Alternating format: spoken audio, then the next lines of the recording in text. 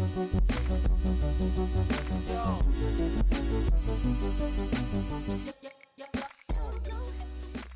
what is up YouTube? Welcome back to episode 4 of my Let's Play Factorio series. So as you guys can see, I went ahead and just finished the whole base. I figured this was not really what you guys want to see, so I just went ahead and built the whole thing. It's almost ready. I can just plop down a silo, rocket silo, and I can start researching the all remaining science that I haven't unlocked yet. So that's what I'm going to do. And then we can already start to focus on building the mega base. So this is the current state of this map. I'm using my bots just to plop down some more solar panels, which will be running in the background. And yep, let's just go straight into it. Okay guys, so the idea here is to have a grid-based mega base. So the base is basically going to look like a huge chessboard with tons of tiles, and every tile will be dedicated to building a certain resource. For example, we'll have tiles dedicated to smelting ore and tiles dedicated to producing green circuits or red circuits or whatever. So I made this chart to help me build my mega base, because what this basically is I've put down an icon for every train that's going to be running in my base. So we'll have trains for iron plates, trains for copper plates, train that will transport red science, and so on and so forth. And here every square is going to be one tile in my base. So again, we'll have tiles for producing greens, tiles for producing reds, etc. and etc. I'm also thinking about it a little bit as I go. Here the idea was that I also want to have trains for these resources of the flying robo frame, the engines, and the sulfur. I think it makes sense to put them into trains because they stack up to 50. Unlike, for example, low density modules that they only stack to 10. Those resources don't make sense to be put into train in my opinion. So yeah, this is my chart. Also, what I need to add to this is, for example, the smelting tiles. I built, and I'm going to show you this in just a minute. I've built a tile for smelting, like a prototype, and it can also max out to 20,000 plates a minute. And if we need like 200 plates a minute, we're going to have several tiles dedicated to smelting. So we have one tile in one part of the base and another tile in another part of the base. So like I said, the base is going to look like a huge chess piece, and the trains will be running in between the tiles. Okay. So obviously this also creates a bit of inefficiencies, because we will, for example, have tiles right next to each other. So for example, we'll be bringing in iron plates from this tile into that tile, and it doesn't really make sense to have one train go from here to there. We could use belts, but here the idea is to make a nice looking base, and I think that in the long term it will look much cooler to have trains go from each tile to each tile, so it's less efficient. What I will also do to counteract this is I'll have certain tiles that will only have solar panels, for example, and it will be a solar panel tile, and it will be put in between those two tiles, so the trains have to go a longer distance, and it will also reduce the likeliness of having train jams, for example. Okay, so let's just jump into a creative test world and I'll show you what I mean. Alright guys, so here we are into a creative world where I built this first basic tile. So this will be a smelting tile, and as you can see, we have the rail network going all the way around with 4 lines. and my trains will come in from one side and go out the other side. And here I have trains for the copper plate and for the iron plates, and here are my raw resources coming in. And yeah, it's basically just a smelting grid, smelting tile. So I use belts because I like belts. I like that you can see the resources on the belts. I think it's really cool that way.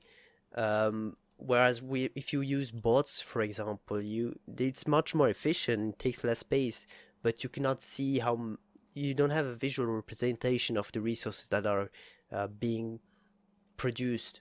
Whereas here you can clearly see the belts, and in this version of Factorio, belts are very optimized, so I think it makes for a cool visual representation.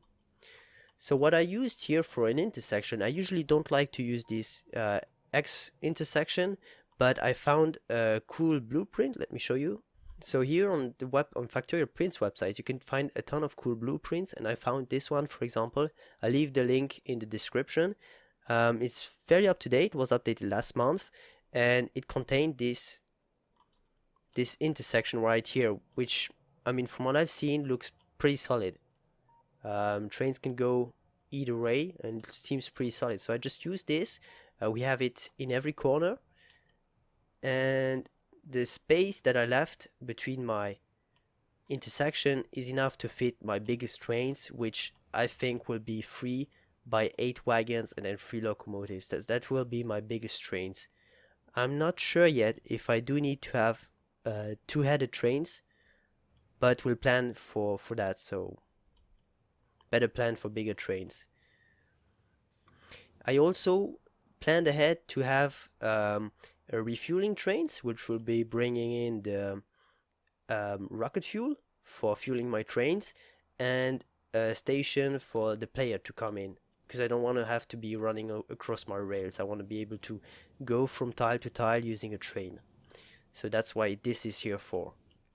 Okay, and I also played around a bit with some background designs. We'll see how, because I didn't really like this one, so I see what I do about that, but we're not there just yet.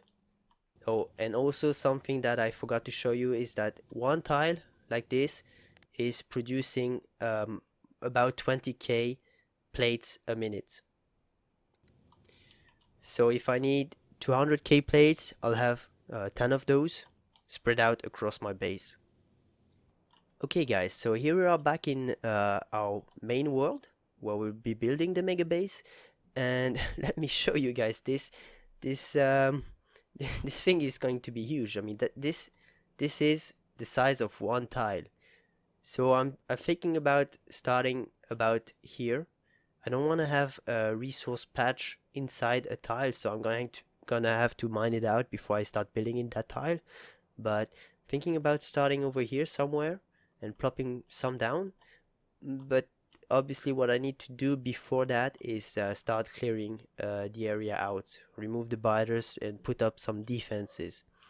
So it's going to be fun, but looking at the map, everywhere I go there's going to be ore patches in the way, so I'm gonna have to work around those and tap them out, right?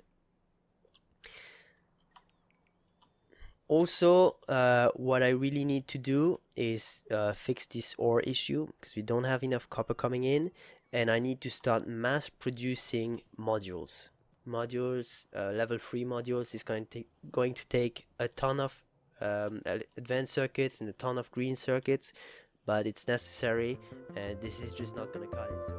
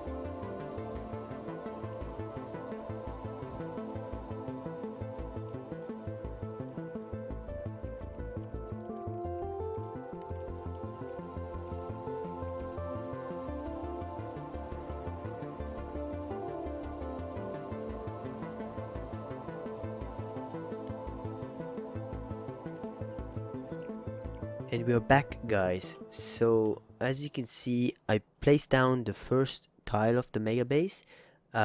Originally I wanted to place it that's not the right one.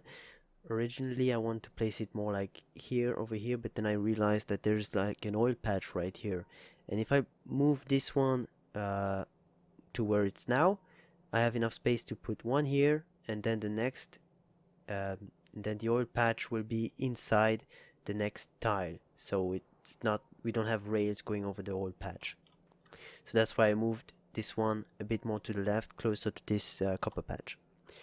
So it's actually quite insane how many resources are required to build one tile. If you look here, we actually need, there's 3000 rails inside that one tile, and for this smelter array I'm going to need 670 level 3 speed modules and about 200 level 3 productivity modules and all the rest of stuff, which is actually quite an insane amount of resources. I didn't realize how many you need.